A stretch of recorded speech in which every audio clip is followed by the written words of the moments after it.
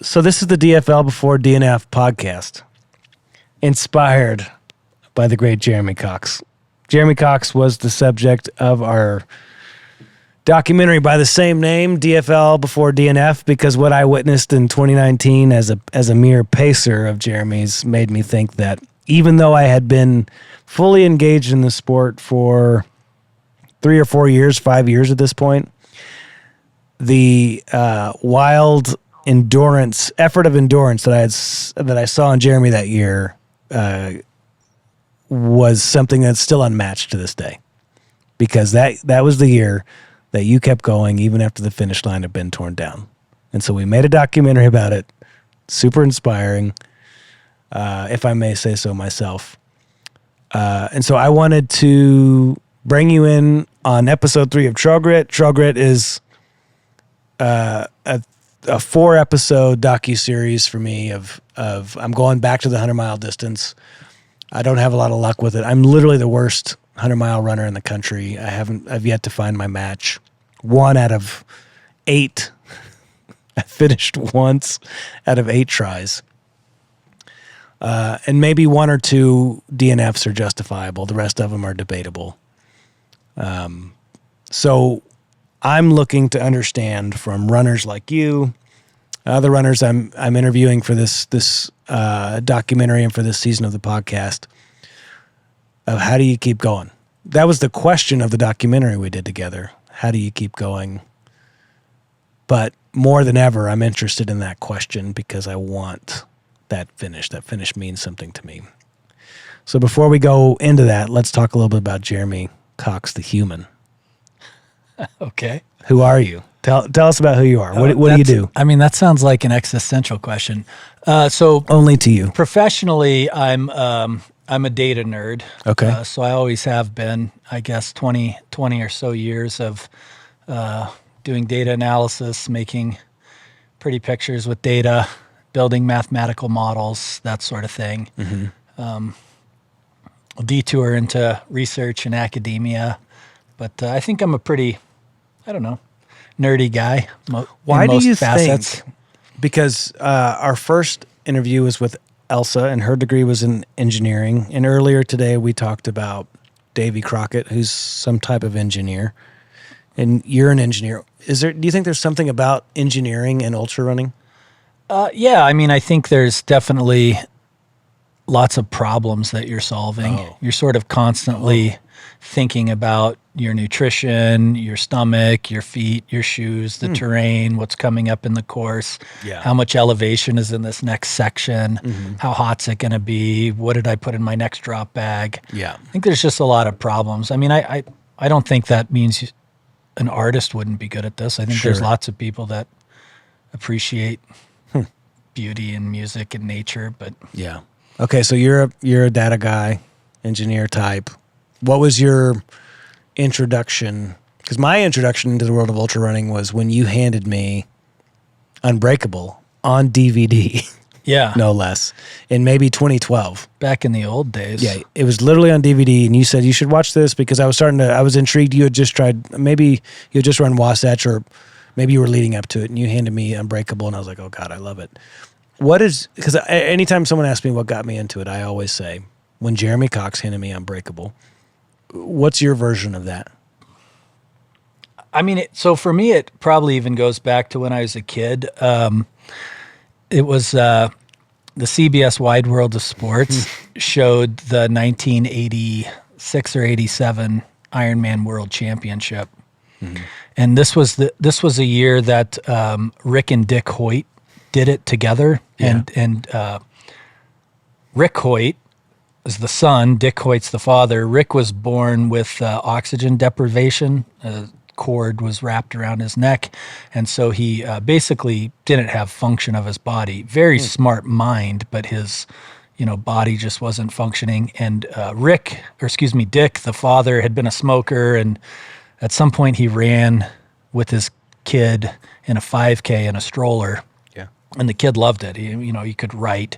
And so he said, I really felt like I was running because it was one of those, 3-wheeled strollers, so he's out in front.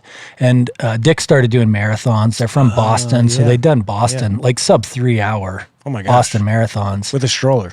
Yeah. Wow. And then at some point they move into Ironman races. So he's doing a 2.4 mile swim, towing this Sevlor raft with Rick in it, and then he'd carry him through transition. He wouldn't have anybody help him. He'd carry him, put him in the basket of this, ungodly heavy bike 112 miles through Hawaiian lava fields, and then run a low 3 hour marathon in the Hawaiian heat. Mm-hmm.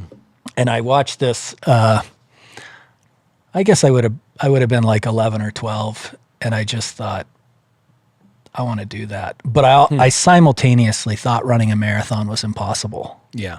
Let alone doing it, in that capacity. Yeah. So I started running so I could do triathlons.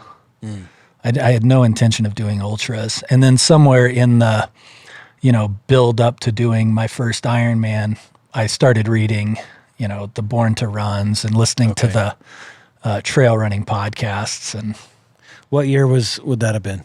Probably like 2007, 8. Okay. Somewhere in there. What trail running podcast would have been? So there was one out of Kansas, I think, called Endurance Planet. Okay. I don't even know how many of these are still around. That one was a couple of guys that would do like they would talk about putting drywall screws through their shoes, through the soles of their shoes, so they could run in the Kansas winter. Yeah. And I'm like picturing a bunch of guys running through slightly rolling wheat fields, but they talk about these 6 and 12 hour races, which, at the time I'm still thinking like a marathon is ultimate. Yeah. I mean, I did my first 20 miler and thought I shattered both my legs. Like I was in so much pain. Yeah. So yeah, it was sort of interesting to get to the point where I could conceive of signing up for a 100-miler. Yeah. I mean, I love the wide world of sports too. I think they did a feature on Leadville. I think interesting. At one point. I could be wrong about that, but so you would say if there was a singular moment, you watched that wide world of sports and thought, I want to do something like big and challenging. I mean, it sort of hit me that like this thing I see as possible, this guy's doing it and he's making it even harder on himself. You know what I mean? Mm-hmm. I'd read Dean Carnazzi's, I think it was called, it was either Marathon Man or the Ultra Marathon Man. Yeah, or the other one where he talks about like hallucinating at Badwater. Yes. Yeah. And I mean, just like 135 miles. Yeah. If 26.2 seemed impossible, 135 seems Martian. Yeah. It's just not something humans do. And then you run on the white line through Death Valley. So your soles of your shoes don't melt? Yeah. I mean, it's just inconceivable. That one's still maybe a little inconceivable to me. Yeah. Yeah. That's insightful that the wide world of sports, that guy dragging his son, that was like something that was hard, that he was voluntarily making it harder. That's such a good, if you reduce ultra running all the way down to its like basics, like running is hard and now we're going to run 100 miles. That's harder. And you're going to do it through backcountry where you've got elevation and heat and unknown weather. And so what was your journey? I know your first 100-miler was Wasatch. Your journey leading up to that was filled with Ironman, or at least Ironman equivalent distances, right? Talk about that journey. Yeah, so I did my first Ironman in I'm blanking on the year, but I want to say it was either 2012 or 13. I did my first marathon in 2008 or 9. Okay. It was the Eugene Marathon, which is more or less flat, and it completely destroyed me. Yeah. I had to back downstairs for, a week afterwards, like happens to a lot of folks. Yeah. It was a 4:16 marathon, and I was about 155 at the half. So That just tells you how much I blew up at the end. So my first Ironman, it was in Lake Havasu. It was not an Ironman event. It was HITS, which is a smaller promotion, but it was a great Ironman great distances. event. Yeah. I felt pretty good. It was hot.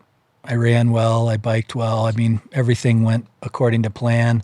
I didn't feel exceptionally beat up afterwards, and I'd kind of already had a little bit of interest, so I knew once I did that, I wasn't really going to go for a double Ironman. So I thought I'd explore the next. That would have been November.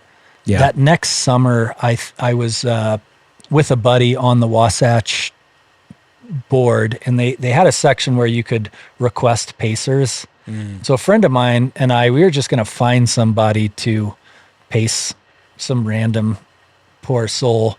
I ended up meeting a guy at a softball game who was going to run, and so I volunteered. And I don't know that he was necessarily in need of a pacer or anything, but we show up. My friend Brian, he paces from mile 50 to Brighton, and then I pick up from Brighton to the finish. And I mean, I think if you jump in pacing someone at mile 75, you're like, my God, this is easy, because you're hiking more than you're running, and it's beautiful, and you're feeling fresh, and the aid stations are so much more fun than a marathon aid station, and so you're really enjoying all of it. So we finished that. My buddy finished.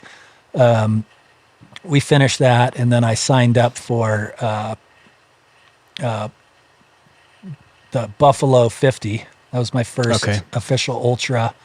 I signed up I put in for Wasatch and drew in for that year. I think I did Kachina Mosa 100K, all in the same year. This was 2013 or 14? Yeah.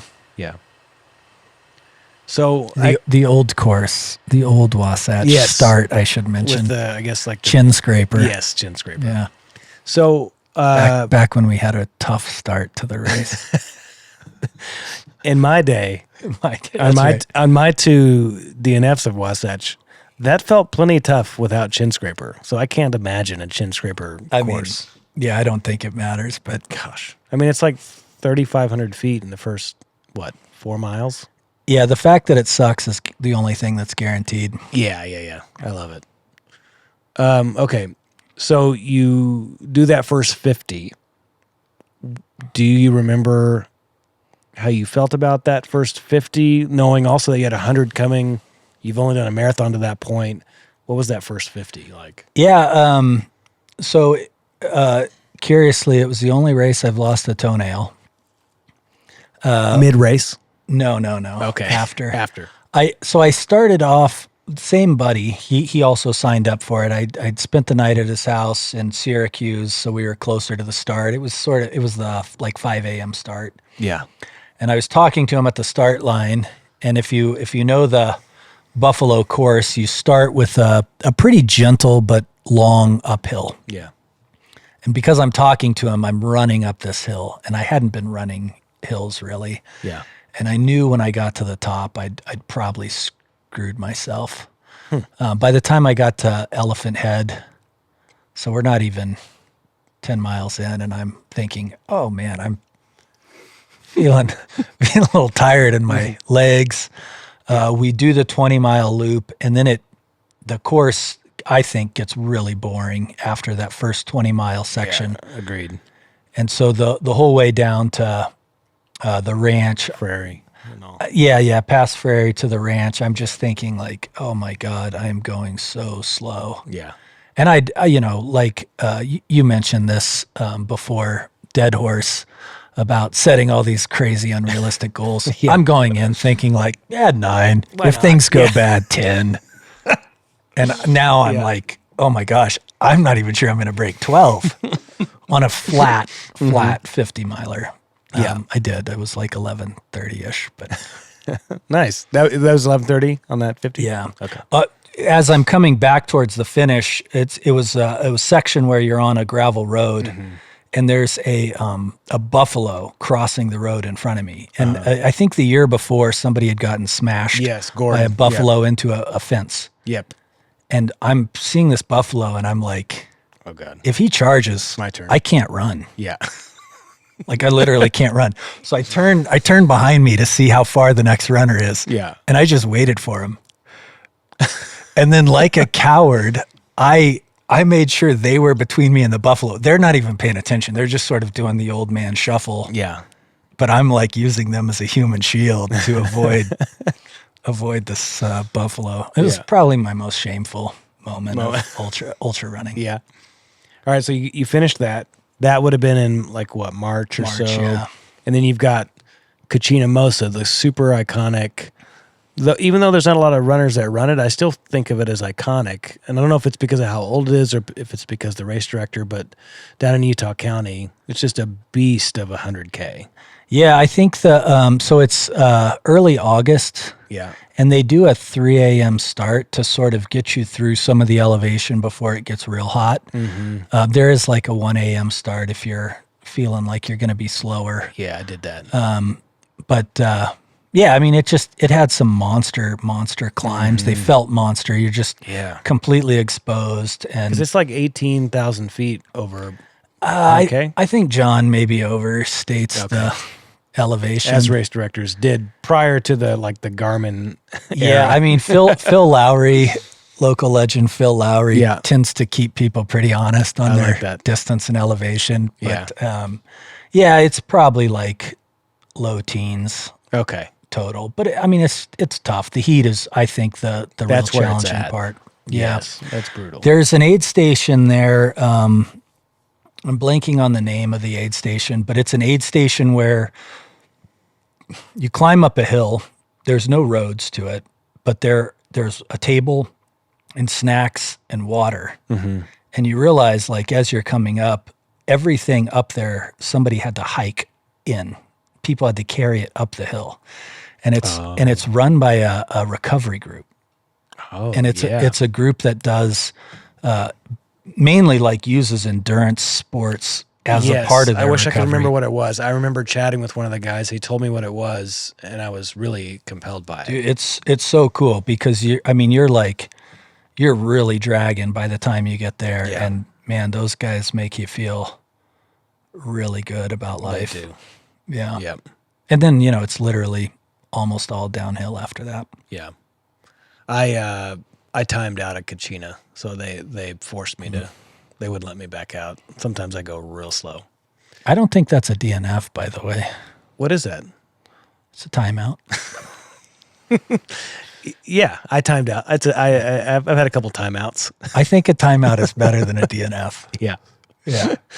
I agree because they told me to stop. Yeah. You didn't have a choice.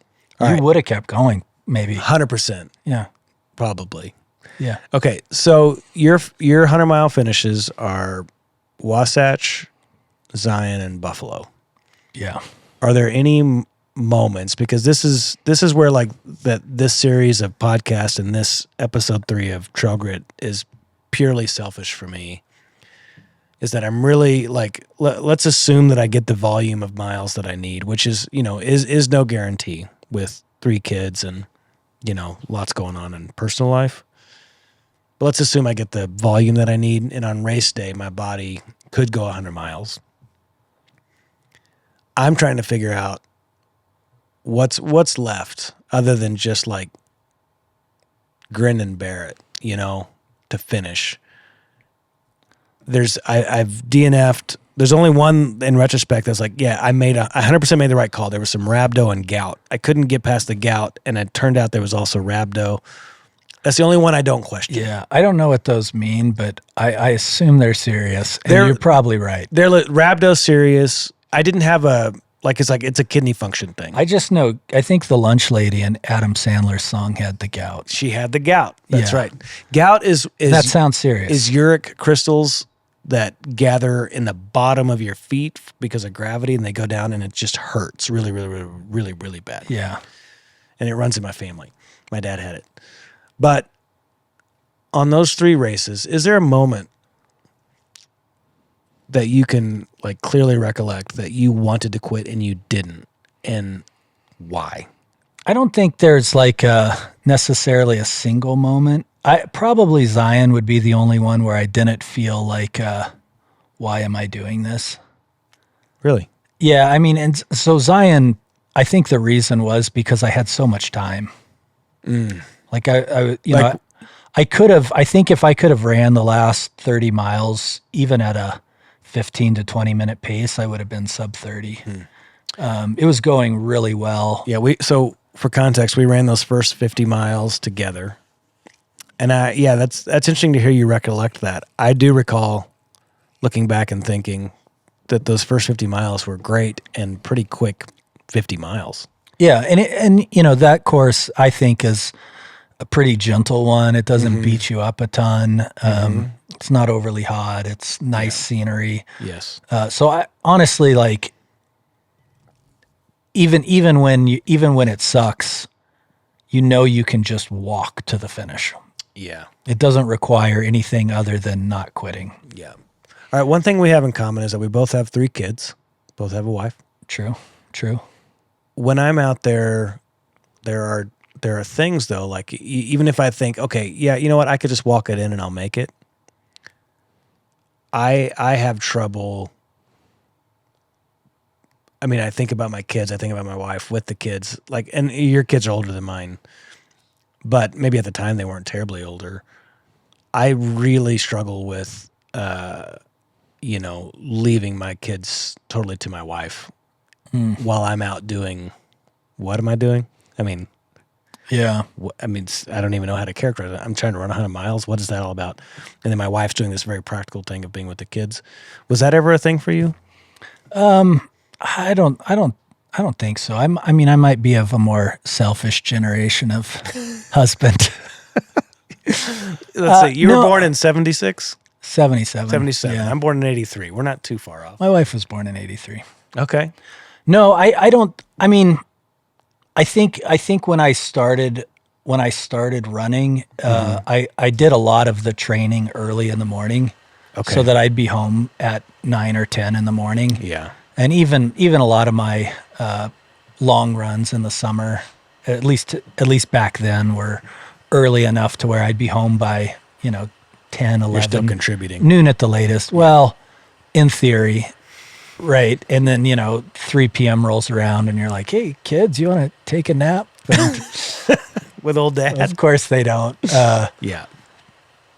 So, I think there was, I don't know. I just didn't feel that sense. And since my kids were little, we've had a bag of cowbells and noisemakers, and we've gone and watched races and marathons and even 5Ks just as like a family of spectators. Yeah.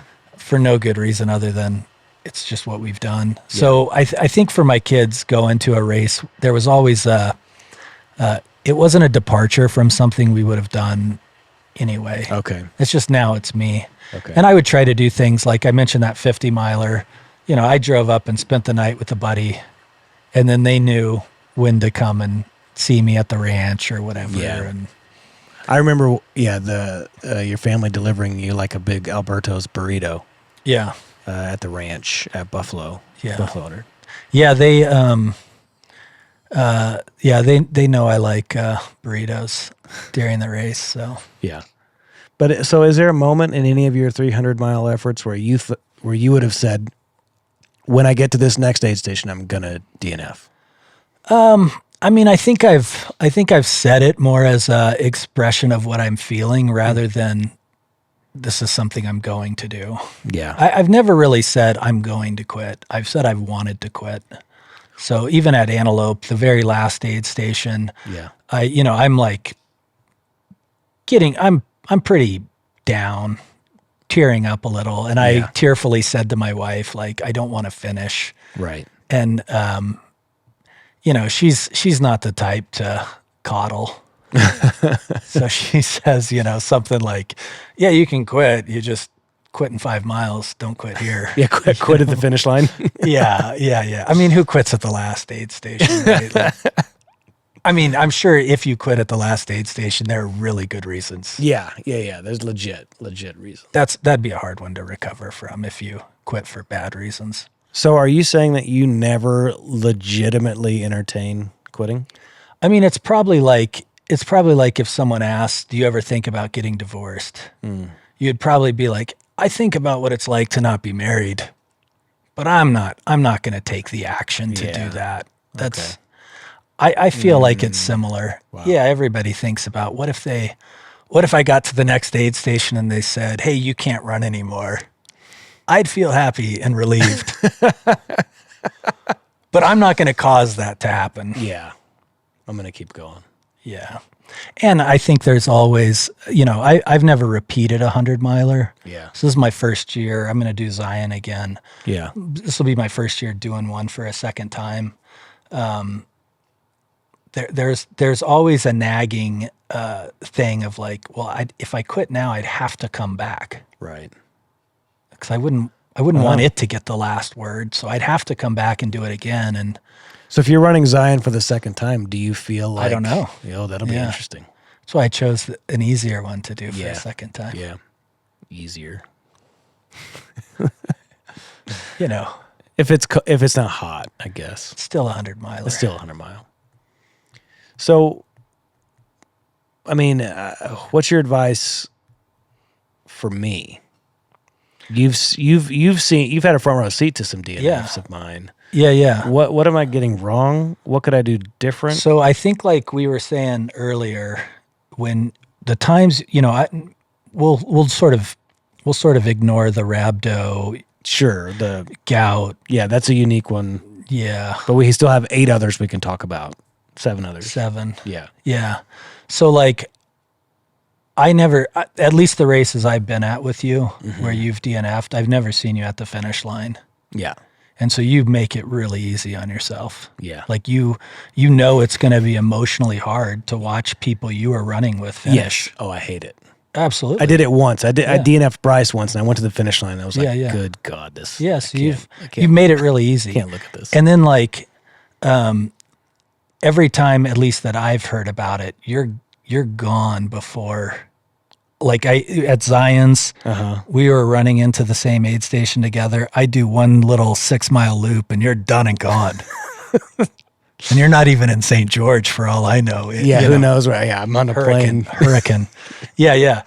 And so I think like there are some things where like you should put yourself in a position to, if you quit, you got to carry all of it. Yeah. Ride to a race with somebody who's going to finish. You know what I mean? Right. Like there's nobody with a warm car to pick you up and get you to a shower. Yeah. Like you've got to ask volunteers to take you to a campsite, which I did do that. I'm not saying that. And then wrong. sleep, and then you got to sleep in a tent after your DNF. Yeah. Bryce 2017 was similar to that, but the point is taken. Like, I give myself a way out. Yeah, everybody can. Yeah. Right. Yeah, I guess everybody can. How come you don't? How come so many people don't? I don't know. What is it? I think the other thing you should do is maybe talk more shit beforehand, so that like now you've got some ego in it too. Yeah. You've been talking up your 7 DNFs. Yes. What's 8 of 9 if you've already DNF'd 7 of 8? Yeah. There's a guy in Oregon who gave me that same advice. I think his name's Ryan Cotton, I believe. And I said, "What's your secret?" He said, "I talk a lot of shit before the race, to where if I don't finish, it's way worse than if I didn't talk the shit." Yeah. I think there's something to that, right? You're creating the persona you want to be, and then now you've got to, execute and live up to it. Yeah. But there have been several races. Well, I can't think of like exactly, but you could have walked the rest of Zion's with me. Oh, was that the Rhabdo Gout one? No, so the first one that we ran together, 2017.